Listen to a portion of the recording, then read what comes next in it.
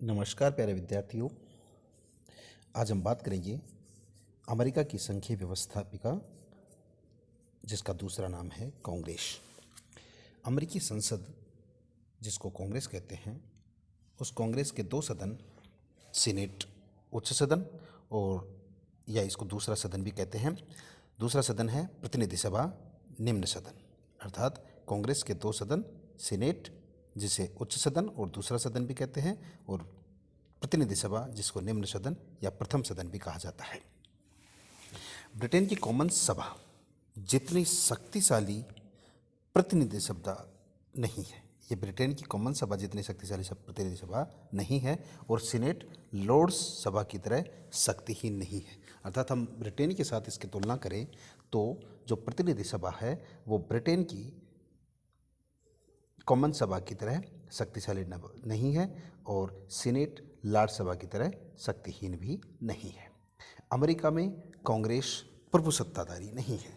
America में दूसरा सदन शक्तिशाली है, जबकि लोकतांत्रिक व्यवस्था में निचला सदन शक्तिशाली बनाया जाता है। कांग्रेस के दोनों सदनों के सदस्यों का चुनाव जनता द्वारा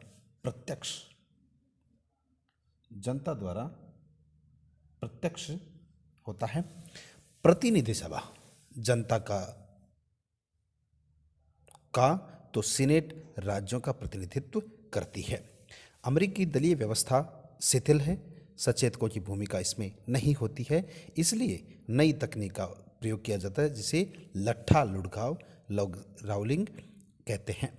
दोनों सदनों में हितबद्ध समूह काम करते हैं और इन्हें कानूनी तरीके से नियमित कर दिया गया है, अर्थात हितबद्ध समूह को इन्हें कानूनन मान लिया गया है। सीनेट, सबसे पहले हम बात करेंगे दूसरे सदन अर्थात उच्च सदन की। उच्च सदन हर राज्य की 2 सीट होती है। पहले अमेरिका में 13 राज्य थे और अब वर्तमान में 50 राज्य हैं, इसलिए सीनेट की सदस्य संख्या 100 है। उम्मीदवार की योग्यता निम्न प्रकार से है कि यूएसए का नागरिक तथा देश में कम से कम 9 वर्ष तक निवास कर चुका हो, अर्थात वह अमेरिका का नागरिक हो और 9 वर्ष तक वहाँ से लगातार रह रहा हो। दूसरा है आयु उसकी 30 वर्ष से ऊपर हो, अर्थात 30 वर्ष से नीचे ना हो। तीसरा है चुनाव जिस राज्य से लड़ रहा हो उसका वह निवासी हो। पहले ये चुनाव अप्रत्यक्ष होता था, परंतु 1913 में जो 17वां संविधान संशोधन हुआ उससे ये चुनाव प्रत्यक्ष कर दिया गया। अगर किसी सदस्य के चुनाव में अनियमितताएं हो या धन के अपार व्यय हुआ हो तो इसकी सदस्यता समाप्त की जा सकती है, अर्थात सीनेट के सदस्यता खत्म की जा सकती है। सदस्यों का चुनाव 6 वर्ष के लिए होता है और 1/3 सदस्यगण प्रति 2 वर्ष बाद हट जाते हैं। कोई सदस्य कितनी बार निर्वाचित होगा, पुनर्निर्वाचित हो सकता है। 1933 में 20वां संविधान संशोधन द्वारा इसका सत्र 3 जनवरी को शुरू होगा जो जून जुलाई तक चलेगा। कांग्रेस का कोई प्रस्ताव पास हो जाए तो उसके अंतर्गत यह सत्र किसी भी समय समाप्त हो सकता है, अर्थात कांग्रेस में प्रस्ताव पास करके इस सत्र को खत्म किया जा सकता है। इस सदन का अध्यक्ष उपराष्ट्रपति पदेन होता है, लेकिन सीनेट महाभियोग के न्यायालय के रूप में काम करती है, तो सर्वोच्च न्यायालय का प्रधान जज उसकी अध्यक्षता करता है। अर्थात सीनेट अगर महाभियोग पर डिस्कशन करेगी तो उसका जज, जो सर्वोच्च न्यायालय का जज होगा, वो इसकी अध्यक्षता करेगा। सीनेट विश्व की संसदों में सर्वाधिक शक्तिशाली होती है। इसके काम, पहला काम कार्यपालिका संबंधी, राष्ट्रपति द्वारा नियुक्त विदेश संधियां इस सदन से पास होनी चाहिए। कई बार प्रश्न आता है विद्यार्थियों कि सीनेट का शिष्टाचार क्या होता है। तो सीनेट का शिष्टाचार होता है कि राष्ट्रपति से यह अपेक्षा की जाती है कि वह नियुक्ति से पूर्व 2 सीनेटरों से विचार विमर्श करे तथा सदन के प्रभावशाली राजनीतिक सदस्यों से तालमेल बैठाकर चले। ऐसा न होने पर सीनेटर विरोध करते हैं और ऐसी शक्तियां प्रतिनिधि सभा के पास नहीं हैं। दूसरा है विधायन संबंधी काम। कांग्रेस के दोनों सदनों से बिल पास होना चाहिए। किसी एक सदन द्वारा पास कर दिया गया बिल दूसरे सदन में पास नहीं हो या गतिरोध की स्थिति हो, सम्मेलन या समन्वय समिति का गठन किया जाएगा। समिति में दोनों सदनों के समान प्रतिनिधि होंगे, जैसे 3:3 या 5:5। स्पष्ट है कि अधिक योग्य, आयुवान व अनुभवी होने के कारण इस समिति का निर्णय सीनेटरों की इच्छानुसार होता है। वित्त संबंधी काम, धन / बजट प्रतिनिधि सभा में पेश किया जाता है और सीनेट में आता है। अमेरिकी सीनेट धन बिल को लौटा सकती है और वह बिल पास नहीं हो सकता जब तक कि सीनेट इसे पुनः पास ना कर दे। गतिरोध की स्थिति में सम्मेलन या समन्वय समिति का गठन होगा जिसमें सीनेटर्स की विजय सुनिश्चित होगी। न्याय संबंधी काम, सीनेट अपने सदस्यों की योग्यता संबंधी विवाद का निपटान कर सकती है। 1806 में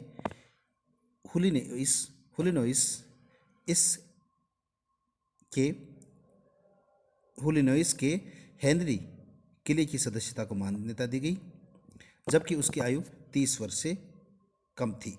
1926 में इलिनोइस के फ्रैंक स्मिथ की सदस्यता रद्द कर दी गई।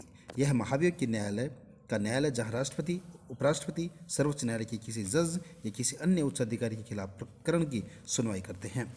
ऐसे समय सुप्रीम कोर्ट का प्रधान जज उसकी अध्यक्षता करता है और प्रस्ताव सदन के 2/3 सदस्यों से पास होना चाहिए।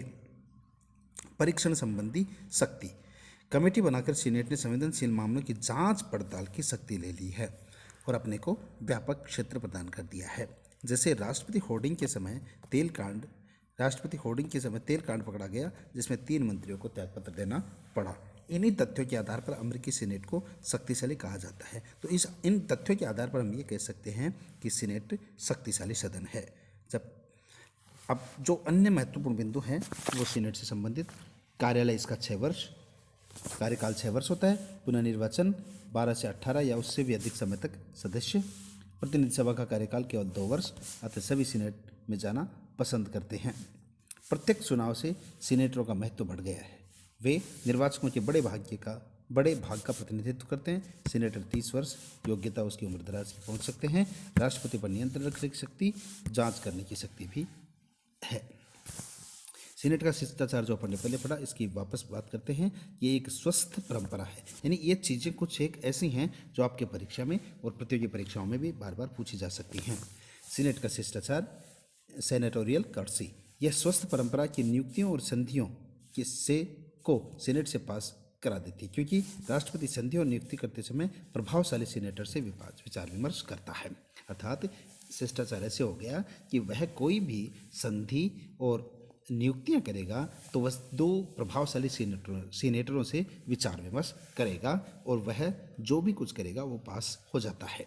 फिलिबस्टरिंग, व्यवस्थापिका में हर सदन में बोलने की समय सीमा तय ताकि कोई अनावश्यक बात कहकर सदन का समय नष्ट ना करे, यानी सबकी समय सीमा फिक्स कर दी। यह भी जरूरी है कि कोई सदस्य सार्थक एवं प्रासंगिक ही बोले, अनावश्यक ना बोले। सीनेट में यह व्यवस्था है कि कोई सदस्य अनिश्चित काल तक अपने विचार रख सकता है। सीनेट में यह व्यवस्था है। यह जरूरी नहीं कि विचार प्रासंगिक हो। यह कार्य फिलिबस्टर ने शुरू किया था, इसे फिलिबस्टरिंग कहा जाता है। आज यह किसी नियुक्ति और संधि को रोकने में काम आने लगी है और यह धंधा बन गया है क्योंकि सीनेटर फीस लेकर गुट बनाने लग गए हैं। एक रुकता है तो दूसरा बोलने लग जाता है। इसे रिले फिलिबस्टरिंग कहा जाता है। फिलिबस्टरिंग नहीं रुके तब तक मतदान नहीं। 2/3 बहुमत से प्रस्ताव पास तो फिलिबस्टरिंग नहीं होगी। सीनेट की सदस्यता महत्ता राष्ट्रपति के बाद है। सीनेट की महत्ता राष्ट्रपति के बाद है। प्रतिनिधि सभा जो दूसरा सदन है, निचला या पहला सदन कहते हैं इसको, कुल सदस्य संख्या इसकी 435 है और यह संख्या संविधान में लिखी हुई नहीं है, बल्कि ये प्रावधान है कि 30,000 की जनसंख्या पर एक प्रतिनिधि और हर राज्य से कम एक प्रतिनिधि होना आवश्यक है, चाहे उसकी जनसंख्या कितनी भी हो। कैलिफोर्निया से 43, न्यूयॉर्क से 89, Alaska, Delaware, Nevada, Vermont, Wyoming एक सीट है। 1961 में सीट थी 437, 1962 में 435। कोलंबिया की American Samoa, Guam, American Virgin Island, Puerto Rico को एक सीट, लेकिन सदस्य की संख्या शामिल नहीं क्योंकि इन्हें मतदान का अधिकार नहीं होता। योग्यताएं, वह यूएसए का नागरिक हो, वह यूएसए का नागरिक हो और कम से कम 7 वर्ष तक वह वहाँ रह रहा हो। यानी जो सीनेट थी उसमें 9 वर्ष का था और यहाँ पे 7 वर्ष। और किसी सरकारी पद पर ना हो, जहाँ से चुनाव लड़ रहा हो वह उसी राज्य एवं जिले का निवासी हो। महत्वाकांक्षी लोग कई जिलों में अपने मकान एवं कार्यालय खोल लेते हैं ताकि इस प्रथाजनित शर्त को पूरा किया जा सके।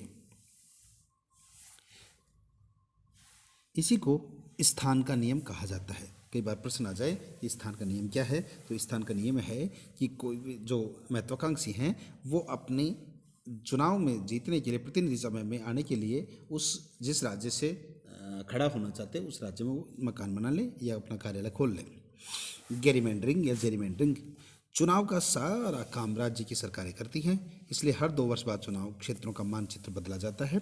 मैसाचुसेट्स राज्य के गवर्नर जेरी ने यह कार्य शुरू किया था। चुनाव का क्षेत्र का नक्शा इस तरह बना जाए कि वह अपनी पार्टी के जीतने के अवसर बढ़ जाएं। स्थान रिक्त होने की स्थिति में वहाँ का गवर्नर विशेष व्यवस्था कर सकता है, साधारण परिस्थितियों में मनोनीत भी कर सकता है। शेष अवधि के लिए प्रतिनिधि सभा की सदस्यता जांच योग्यता और अयोग्यता कर सकती है। प्रतिनिधि सभा ये जांच कर सकती है। कार्यकाल, प्रतिनिधि सभा का कार्यकाल 2 वर्ष होता है। नवंबर में चुनाव और वर्ष में कम से कम एक बार इसका सत्र होना आवश्यक है। सत्र 3 जनवरी से 6-7 महीने चलता है और दोनों सदनों में टकराव हो या गतिरोध हो तो राष्ट्रपति स्थगन कर सकता है अगर टकराव हो तो। असाधारण परिस्थितियों में राष्ट्रपति कांग्रेस का विशेष सत्र बुला सकता है। सदन का बहुमत गणपूर्ति या कोरम होता है। कोरम न हो तो सार्जेंट को आदेश जारी कर सकता है कि वह अनुपस्थित सदस्यों को पकड़कर लाए। स्पीकर, प्रतिनिधि सभा के स्पीकर, सदन के सदस्यों द्वारा चुनाव जिसे सदन का अध्यक्ष कहते हैं, जिस पार्टी का बहुमत होता है उसी का प्रतिनिधि स्पीकर हो जाता है और वह अपनी पार्टी से नाता बनाए रखता है। यदि 2 वर्ष बाद वही पार्टी चुनाव जीतती है तो उस व्यक्ति को स्पीकर चुन लिया जाता है। अमेरिका में सदन की समितियां बहुत महत्वपूर्ण भूमिका निभाती हैं। जो बिल सदन में पेश होता है उसका भाग्य समिति की बैठक में तय होता है। समिति अध्यक्ष बना सकता है, वह मनमाने ढंग की समितियां बना सकता है। स्पीकर कैनन को इसी कारण जार या तानाशाह कहा गया था। 1911 में सदन ने समितियां बनाने का काम अपने हाथ में लिया था। अब क्या कह सकते हैं इसकी? सदन की अध्यक्षता करना, सदस्यों को मान्यता बोलने का अवसर प्रदान करना, सदन में शांति बनाए रखना, अनुशासनहीन की सदस्यों को छोड़ने या सार्जेंट द्वारा छुड़वाए जाने की बात कहना। तीसरा, सदन के नियमों की व्याख्या करना, व्यवस्था संबंधी प्रश्नों का निर्णय करना और प्रथम पठन से लेकर निकले बिल को समिति को भेजना। अध्यक्षता का वरिष्ठता क्रम राष्ट्रपति, उपराष्ट्रपति और अध्यक्ष होता है। समिति व्यवस्था, कमेटी सिस्टम, अमेरिकी कांग्रेस के कार्य संचालन में समितियों का बहुत महत्वपूर्ण स्थान होता है क्योंकि यहाँ उस विधेयक को भाग्य का निर्णय होता है। ये समितियाँ ज़्यादातर फोकस करती हैं जो सदन के वाद विवाद के बिना औपचारिक प्रथम वाचन के बाद इसे प्रेषित किया जाता है। वुड्रो विल्सन ने कहा कि अमेरिकी सरकार समितियों की सरकार होती है, अर्थात यहाँ पर समिति की महत्वपूर्ण भूमिका होती है।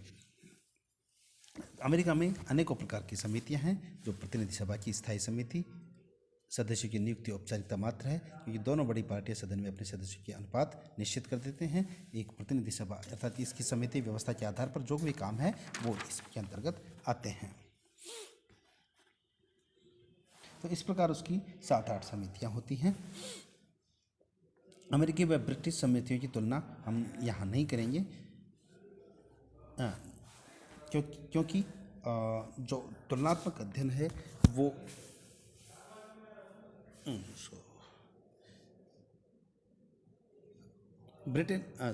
अमेरिकी व ब्रिटिश समितियों की तुलना समानता दोनों देशों में विधान की कार्यवाहियाँ समितियों में होती है। पार्टियां सदस्यों का संकलन सदस्य संख्या के अनुपात में करती है जिनमें वरिष्ठता का ध्यान रखा जाना चाहिए। अब अंतर क्या है? ब्रिटेन में 2 वाचन के बाद बिल समिति के पास जाता है जबकि अमेरिका में पहले वाचन के बाद ही चला जाता है। दूसरा, ब्रिटेन में मंत्रीगण संसद में बिल पेश करते हैं और गैर सरकारी बिल भी पेश होते हैं लेकिन उनके पास होने की संभावना तब तक नहीं है जब तक कि मंत्री उसका सहयोग ना करें। अमेरिका में सारे बिल एक तरह बिल गैर सरकारी होते हैं जिसमें लॉग रोलिंग की विधि का प्रयोग होता है। ब्रिटिश समितियां गुप्त बैठकें, जबकि अमेरिकी समितियों में खुली बैठकें होती हैं। स्पीकर जोसेफ रीड ने कहा कि समितियां सदन की आंख, कान और हाथ और उसका मस्तिष्क का काम भी करती हैं। अब है विधायन प्रक्रिया।